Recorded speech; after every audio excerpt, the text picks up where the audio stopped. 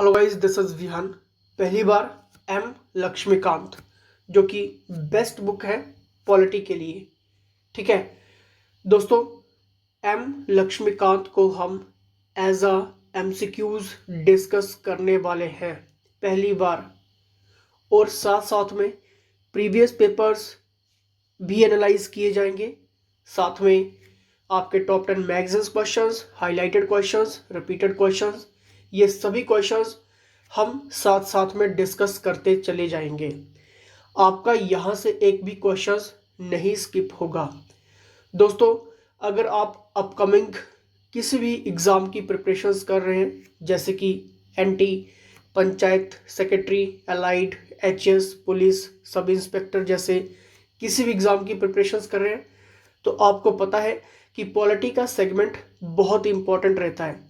और साथ में आपको मैं एक चीज़ यहाँ पर बता दूँ कि एचपी जीके को भी हम जगमोहन ब्लोखरा से डिस्कस करने वाले हैं एमसीक्यूज़ के जरिए, क्योंकि जगमोहन ब्लोखरा जो कि बेस्ट बुक है हिमाचल के लिए, डिस्क्रिप्टिव है, काफ़ी वास्ट है, लेकिन एमसीक्यूज़ के जरिए जब हम डिस्कस करेंगे तब आपका हिमाचल जीके बिल्कुल बिल्कुल यहाँ पर पक्का हो जाएगा।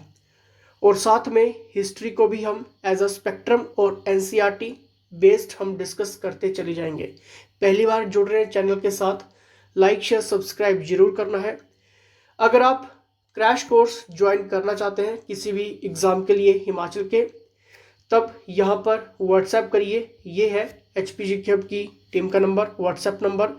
यहाँ से आप डिटेल्स प्राप्त कर सकते हैं। फ्री टेस्ट भी आप लगा सकते हैं घर बैठे, किस तरह से लगा सकते हैं, इन सब चीज़ों की जानकारी आपको यहाँ पर व्हाट्सएप करके मिल जाएगी। और साथ में आप टेलीग्राम को भी ज्वाइन करिए, लिंक डिस्क्रिप्शन बॉक्स में है, जहाँ पर आपको नोटिफिकेशंस के साथ साथ अदर नोटिफिकेशन और इम्पोर्टेंट क्वेश्चंस भी मिलते रहते हैं। क्लियर? तो चलिए क्वेश्चंस की तरफ चलेंगे। तो दोस्तों, यहाँ पर पहला क्वेश्चन आपकी स्क्रीन के सामने है। The cabinet mission to India was headed by. भारत के लिए कैबिनेट मिशन की अध्यक्षता की गई थी। दोस्तों, आपको मैं एक चीज़ यहाँ पर बता दूं कि अभी हम इंडियन कॉन्स्टिट्यूशनल डेवलपमेंट डिस्कस कर रहे हैं। ठीक है, तो यहाँ से जितने भी क्वेश्चंस रहेंगे धीरे धीरे करके हम डिस्कस करते चले जाएंगे। ठीक है फ्रेंड्स, जब भी हम कैबिनेट मिशन की बात करते हैं, यानी कि फरवरी 1946, ठीक है, कैबिनेट मिशन फरवरी 1946 में एटली सरकार यानी कि ब्रिटिश पीएम द्वारा भारत में भेजा गया एक हाई पावर वाला मिशन था। आप सभी को क्लियर होगा। इस मिशन में 3 ब्रिटिश कैबिनेट सदस्य थे। पहला आपका Lord Pethick Lawrence Stafford Cripps, और साथ में आपका एवी अलेक्जेंडर। दोस्तों, थोड़ा सा आपको मैं एक्स्ट्रा इन्फॉर्मेशन यहाँ पर दे देता हूँ कि इनके वर्क क्या थे। कभी पूछा नहीं गया एग्जाम में, लेकिन अगर आप मेंस में बैठोगे, क्योंकि आपको पता है कि एलाइड के बाद आपका मेंस होगा, एचएस में आपका मेंस होगा। ठीक है, कैबिनेट मिशन से रिलेटेड अगर आपको लिखने के लिए आता है, तब आप एग्जामिनर को सेटिस्फाइड करने के लिए अगर आप इनका एक लाइन में लिख देते हैं, ठीक है, तब आपको वहां पर पॉइंट मिल जाता है।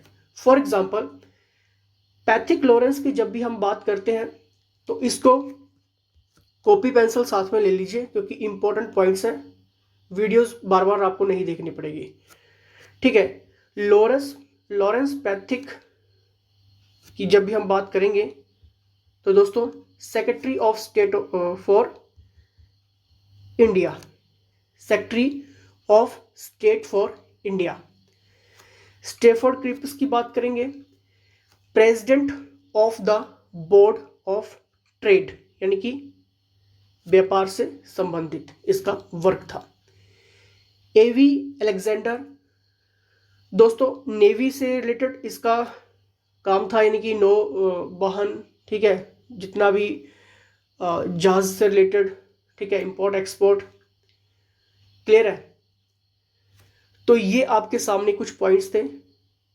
लेकिन एक और मैं की फैक्ट आपको यहां पर डिस्कस करवाता हूं। की फैक्ट ये है कि लॉर्ड वेवल कैबिनेट मिशन का सदस्य नहीं था, लेकिन कैबिनेट मिशन में उसकी इन्वॉल्वमेंट थी। ये पॉइंट याद रखना, कंफ्यूज करता है ये पॉइंट। अब अगर हम कैबिनेट मिशन को डिस्कस कर ही रहे हैं, तब आपको ऑब्जेक्टिव भी क्लियर होना चाहिए, यानी कि इसके उद्देश्य क्या थे कैबिनेट मिशन के। फर्स्ट पॉइंट आप नोट डाउन कर सकते हैं, भारत के लिए एक संविधान के निर्माण के रूप में भारतीय नेताओं के साथ एक समझौते को प्राप्त करने के लिए, इंग्लिश और हिंदी में दोनों में करवाऊंगा ताकि कंफ्यूजन्स ना रहे, to obtain an agreement with the Indian leaders as to the framing of a constitution for India. ठीक है, ये इसका पहला मेन ऑब्जेक्टिव था। दूसरा पॉइंट की यहां पर बात करेंगे, भारत की संविधान सभा तैयार करना, इसका दूसरा मेन उद्देश्य था। तीसरा उद्देश्य भी आप लिख लीजिए, भारतीय दलों के समर्थन में एक कार्यकारी परिषद की स्थापना करना, यानी कि to establish an executive council with the support of the major Indian parties. Clear, ये इसके 3 मेन ऑब्जेक्टिव थे। दोस्तों, अगर हम कैबिनेट मिशन को डिस्कस कर ही रहे हैं, तब आपको इसके ये भी पता होना चाहिए कि ये फेल क्यों हुआ, इसके फेल होने के कारण क्या रहे। लेकिन अभी मैं फेल होने के कारण आपको नहीं बताऊंगा, क्योंकि जैसे जैसे क्वेश्चंस आगे हम बढ़ते चले जाएंगे, वैसे वैसे क्वेश्चंस का लेवल और साथ साथ में आपको एडवांस और साथ में डिस्क्रिप्टिव भी मैं आपके साथ डिस्कस यहाँ पर करता चला जाऊंगा। ठीक है, ताकि आपका एक भी क्वेश्चन स्किप ना हो। लाइक शेयर सब्सक्राइब जरूर करना है। क्रैश कोर्स आप ज्वाइन कर सकते हैं, नंबर आपको मैंने स्टार्टिंग में बता दिया है। लेक्चर्स की पीडीएफ आपको टेलीग्राम पर ही मिलेगी, ठीक है, किसी भी लेक्चर्स की। ठीक है, चलिए नेक्स्ट क्वेश्चंस यहां पर डिस्कस करेंगे। The next question is, Bharat का संविधान किसके द्वारा अपनाया गया था? Important, the constitution of India was adopted by the. दोस्तों, जब भी हम इस क्वेश्चंस की बात करते हैं, बहुत बार आपके एग्जाम में क्वेश्चंस बना है, the constitution was passed and adopted. दोस्तों, कंफ्यूज नहीं होना है, ठीक है, एडॉप्टेड। पास्ड और एडॉप्टेड की जब भी हम बात करते हैं, यानी कि पास किया गया या फिर एडॉप्ट यानी कि गोद लिया गया, आपको क्लियर होगा कि 26 नवंबर 1949 को हमारा कॉन्स्टिट्यूशन पास्ड और अडॉप्ट किया गया। लेकिन कॉन्स्टिट्यूशन केम इनटू फोर्स, ये कब फोर्स में आया? 26 जनवरी 1950, जिसे हम रिपब्लिक डे के रूप में मनाते हैं। लेकिन अगर मैं आपसे एक पॉइंट यहां पर पूछूं कि हमारे कॉन्स्टिट्यूशन को बनाने में कितना टाइम लगा, क्योंकि आजकल क्वेश्चंस बन रहा है, क्वेश्चंस किस तरह का बन रहा है कि 1 साल लगा, 2 साल लगा, 3 साल लगा, 4 साल लगा। बताइए कितने साल में आप चूज करोगे? हमारे कॉन्स्टिट्यूशन को बनाने में कितना साल लगा? 1 साल लगा, 2 साल, 3 साल या 4 साल? 3 साल लगा। लेकिन अगर हम इसका थोड़ा सा और एडवांस में जाएं, एग्जामिनर पूछता है, तब वो भी आपको क्लियर होना चाहिए। 2 साल 11 महीने और 17 दिन, कई बार 17 की जगह 18 दिन भी पूछा जाता है। ठीक है, तो ये एक्यूरेट फिगर भी आपको याद रखनी है, कई बार 18 भी होता है, तो कंफ्यूज नहीं होना है। और 3 साल लगा, ठीक है, तो इस तरह का मॉडिफाइड क्वेश्चन भी आपके एग्जाम में बनता है। ठीक है, 2 साल 11 महीने 17 दिन, अगर ये ऑप्शन में नहीं है, अगर 1 2 3 4 ऐसे पूछा गया है, तब 3 साल। ठीक है, चलिए नेक्स्ट। लेकिन इसका सही आंसर क्या होगा? The right answer is option number C, यानी कि संविधान सभा द्वारा अपनाया गया। क्लियर, चलिए नेक्स्ट यहां पर देखते हैं। अविभाजित यानी कि इंपॉर्टेंट है क्वेश्चंस का वैल्यू समझ लेना, क्योंकि जब भी हम इंडियन कॉन्स्टिट्यूशन डेवलपमेंट की बात करते हैं तो ये सारे की पॉइंट्स हैं, सारे इंपॉर्टेंट क्वेश्चंस हैं, एक भी क्वेश्चंस नहीं छूटेगा, गारंटी के साथ बोल रहा हूँ। ठीक है, बस अभी आप फोकस करिए। अनडिवाइडेड की यहां पर बात हुई है, यानी कि अविभाजित भारत के लिए संविधान सभा की पहली बैठक हुई थी। आखिर ये था क्या दोस्तों?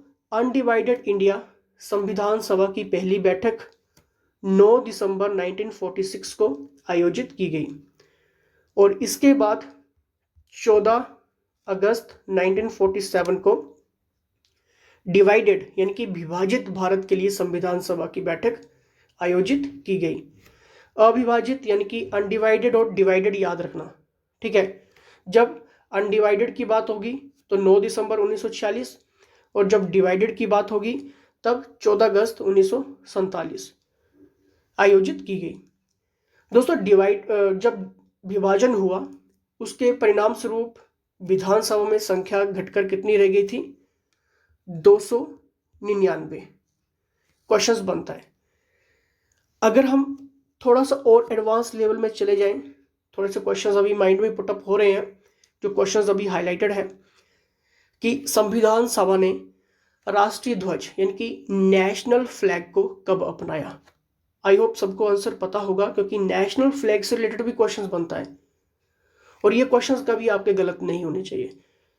कब अपनाया गया नेशनल फ्लैग झंडा? 22 जुलाई 1947।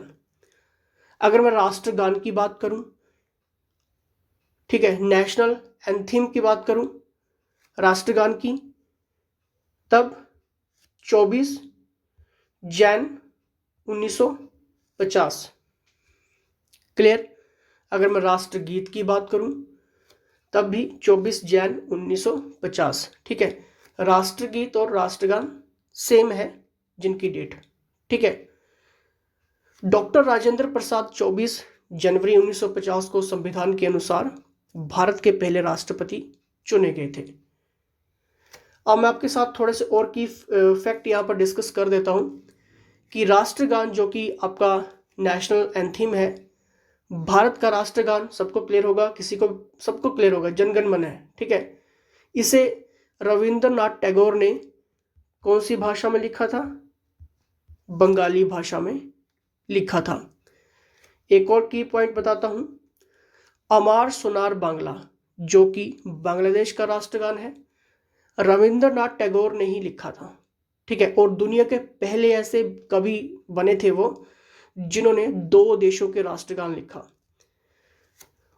1911 इंपॉर्टेंट, 1911 में राष्ट्रगान को पहली बार कलकत्ता में कांग्रेस के वार्षिक सम्मेलन में गाया गया था। अब थोड़े से राष्ट्रगीत के की फैक्ट भी आप जान लीजिए कि भारत का राष्ट्रगीत वंदे मातरम है। इसके रचयिता बंकिम चंद्र चट्टोपाध्याय हैं और ये आनंद मठ से लिया गया है। क्लियर?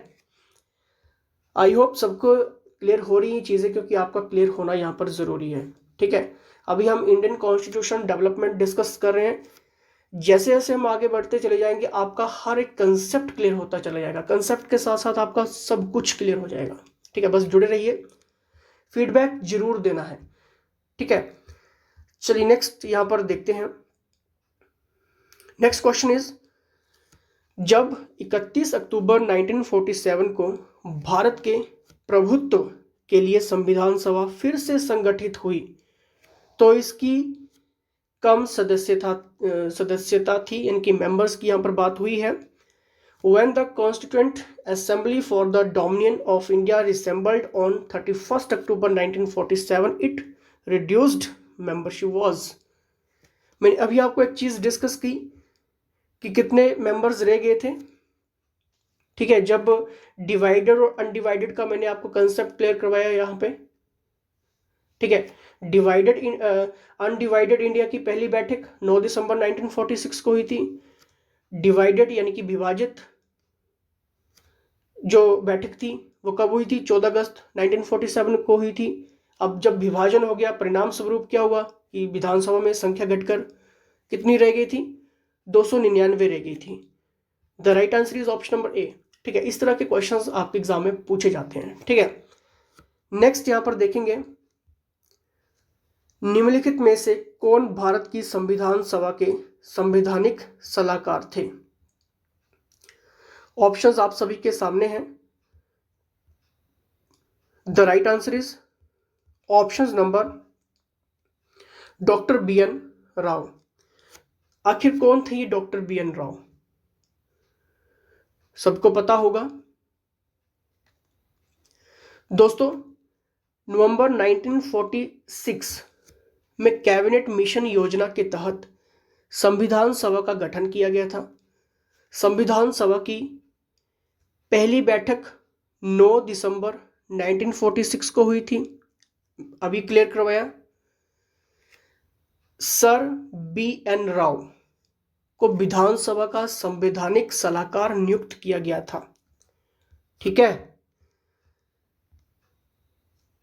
क्लियर होगी बात? ठीक है, चलिए नेक्स्ट यहां पर देखते हैं। भारत का संविधान एक संविधान सभा द्वारा गठित किया गया था। ऑप्शंस आपके सामने हैं। भारत का जो संविधान था एक संविधान सभा द्वारा गठित किया गया था। The constitution of India was enacted bye a constituent assembly setup. बताइए, सबको आंसर आना चाहिए, किसी का भी क्वेश्चन गलत नहीं होना चाहिए। The right answer is option number B यानी कि under the cabinet mission plan 1946। आखिर इस प्लान की बात हुई है तो ये प्लान क्या था? ठीक है, कैबिनेट मिशन प्लान 1946। क्वेश्चंस दोबारा से रीड करिए। The constitution of India was enacted bye a constituent assembly setup. मैं शुरू से लेकर अभी आपको कैबिनेट मिशन के बारे में थोड़ा थोड़ा डिस्कस करवा रहा हूं, क्योंकि जैसे जैसे हम अप लेवल पर जाते जाएंगे आपके पॉइंट क्लियर होते चले जाएंगे। ठीक है, so right answer option number B and D यानी कि कैबिनेट मिशन प्लान 1946। ठीक है, हमने सब कुछ रीड कर लिया है इसके बारे में। इसके सिर्फ फेलियर हम डिस्कस करेंगे नेक्स्ट लेक्चर्स में, जैसे जैसे क्वेश्चंस का वेटेज बढ़ेगा।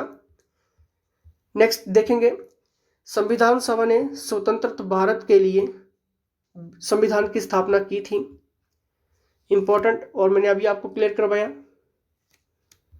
1949 यानी कि 26 नवंबर 1949। क्लियर? चलिए यहां पर नेक्स्ट बात करेंगे, भारत की संविधान सभा की उद्घाटन बैठक की अध्यक्षता किसने की? देख लीजिए एक बार, भारत की संविधान सभा की उद्घाटन बैठक की अध्यक्षता किसने की? दोस्तों, इसका सही आंसर होगा ऑप्शन नंबर सच्चिदानंद सिन्हा। क्लियर? अगर मैं यहां पर सच्चिदानंद सिन्हा की बात करूं, 9 दिसंबर 1946 को पहली मीटिंग कॉन्स्टिट्यूशन हॉल, जो अभी सेंट्रल हॉल पार्लियामेंट हाउस है, सच्चिदानंद सिन्हा ने भारत की संविधान सभा की उद्घाटन बैठक की अध्यक्षता की थी।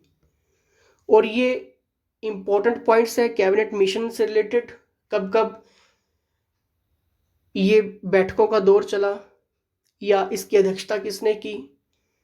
ठीक है, इसके सलाहकार कौन थे, इनकी एडवाइजर, अध्यक्षता। ठीक है, तो ये चीजें अच्छे से रीड करके चलना, क्योंकि आपका यहां से बहुत कुछ क्लियर होने वाला है। कैबिनेट मिशन की हमने कॉज देख लिए हैं, कौन कौन से इसमें मेंबर्स थे। ठीक है, तो ये सब कुछ हम डिस्कस करते आ रहे हैं। चलिए नेक्स्ट यहां पर देखेंगे, निम्नलिखित में से कौन भारतीय संविधान की मसौदा समिति के अध्यक्ष थे, यानी कि ड्राफ्टिंग कमिटी यहाँ पर बात हुई है, और यहाँ से और भी ज़्यादा क्वेश्चंस निकलेंगे ड्राफ्टिंग कमेटी से। ठीक है, तो जुड़े रहिए। अभी ऑप्शन सामने है, राजेंद्र प्रसाद, तेज बहादुर, सी राजगोपालाचारी या फिर B R Ambedkar. The right answer is option number D, यानी कि बी आर अम्बेडकर जो थे वो भारतीय संविधान की मसौदा समिति के अध्यक्ष थे, यानी कि ड्राफ्टिंग कमेटी की यहां पर बात कर रहा हूं। ठीक है, नेक्स्ट, संविधान को पारित करने में कितना समय लगा? ऑप्शन सामने है। अभी मैंने आपके कुछ चीजें यहां पर बताई थी। The right answer is option number D, की अबाउट 3 years। क्लियर? चलिए नेक्स्ट यहां पर देखेंगे, संविधान सभा के अध्यक्ष कौन थे? अब बताइए, ये भी आपको आना चाहिए। The right answer is option number B, की डॉक्टर राजेंद्र प्रसाद। डॉक्टर राजेंद्र प्रसाद संविधान सभा के अध्यक्ष थे। ठीक है, और ये सभी क्वेश्चंस इंपॉर्टेंट है फ्रेंड्स, अगर छूट रहा है तो ध्यान दीजिए अभी इन क्वेश्चंस के माध्यम से। संविधान सभा की मांग को भारतीय राष्ट्रीय कांग्रेस ने 1936 में अपने अधिवेशन में रखा। कहां पर रखा था? जितने भी अधिवेशन, क्योंकि अधिवेशन जितने भी थे, जैसे जैसे क्वेश्चंस आगे बढ़ेंगे, जैसे कि मैंने अभी आपको कहा है, वैसे वैसे आपका हर एक चीज क्लियर होता चला जाएगा। तो बताइए, the right answer is option number C, की लखनऊ अधिवेशन। ठीक है, संविधान सभा की मांग को भारतीय राष्ट्रीय कांग्रेस ने 1936 में अपने लखनऊ अधिवेशन में रखा। संविधान के विभिन्न प्रावधानों पर निर्णय लेने के लिए संविधान सभा पहुंची। अब ये क्वेश्चंस बहुत इंपॉर्टेंट है, क्योंकि यहां पर बात हुई है, the constituent assembly arrived at decision on the various provisions of the constitutions. क्या वो बहुसंख्यक वोट से, 2/3 बहुमत से, सर्वसम्मति से या फिर एकमत से? दोस्तों, संविधान सभा ने संविधान में शामिल किए जाने वाले विभिन्न प्रावधानों पर विचार विमर्श किया और सर्वसम्मति से निर्णय लिया, यानी सभी सदस्यों की एकमत सहमति। The right answer is option number C. Clear? चलिए यहां पर नेक्स्ट देखते हैं, भारतीय संविधान के प्रारूपण पर सबसे गहरा अभ्यास द्वारा किया गया था। इंपॉर्टेंट है, इन्फ्लुएंस की यहां पर बात हुई है, on the drafting of the Indian constitution was exercised by the right answer is option number government of India act 1935। अगस्त 1935 में ब्रिटिश संसद द्वारा भारत सरकार अधिनियम, ठीक है, एक्ट, जिसको हम एक्ट बोलते हैं, अधिनियम पारित किया गया था। उस समय ब्रिटिश संसद द्वारा अधिनियमित किया गया सबसे लंबा कार्य था। क्लियर है? India act 1935। क्लियर? नेक्स्ट यहां पर बात करेंगे, निम्नलिखित का मिलान करें संविधान सभा की समितियां और अध्यक्ष। ऑप्शन सामने है, ऑप्शन नंबर ए इसका पहला पॉइंट, बी 2 पॉइंट, सी 3 पॉइंट, डी 4 पॉइंट। क्वेश्चंस आपके सामने हैं। अब आपने इसका आंसर कमेंट बॉक्स में कमेंट करना है। ठीक है, अगर आपको इसका राइट आंसर चाहिए, टेलीग्राम पर ये पीडीएफ अपडेट हो जाएगी, वहां पर आपको इसका आंसर भी मिल जाएगा। बाकी आप कमेंट बॉक्स में कमेंट भी कर सकते हैं। ठीक है, क्वेश्चंस एक बार फिर से मैं रिपीट कर देता हूं, निम्नलिखित का मिलान करना है संविधान सभा की समितियां और अध्यक्ष। ऑप्शंस सामने हैं। ठीक है, अब आपने क्या करना है, ये है एचपीजी की आपकी टीम का नंबर,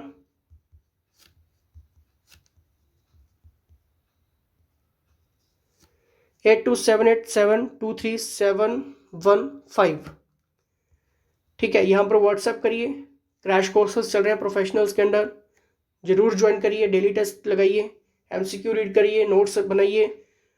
साथ साथ में आप सभी को वो सारी चीज़ें प्रोवाइड की जाती हैं जो आपके एग्ज़ाम पॉइंट ऑफ व्यू से इम्पॉर्टेंट है, ताकि आप एक बेस्ट प्रिपरेशंस के साथ एग्ज़ाम हॉल में जा सकें। क्लियर? तो जुड़े रहना है, लाइक शेयर सब्सक्राइब जरूर करना है और अपना फीडबैक जरूर देना है। फ्री टेस्ट की डिटेल्स भी आपको इस नंबर पर व्हाट्सएप करके मिल जाएगी, तो ज़्यादा जानकारी के लिए व्हाट्सएप करना है। तो फिलहाल दोस्तों इसी के साथ जय हिंद, जय हिमाचल।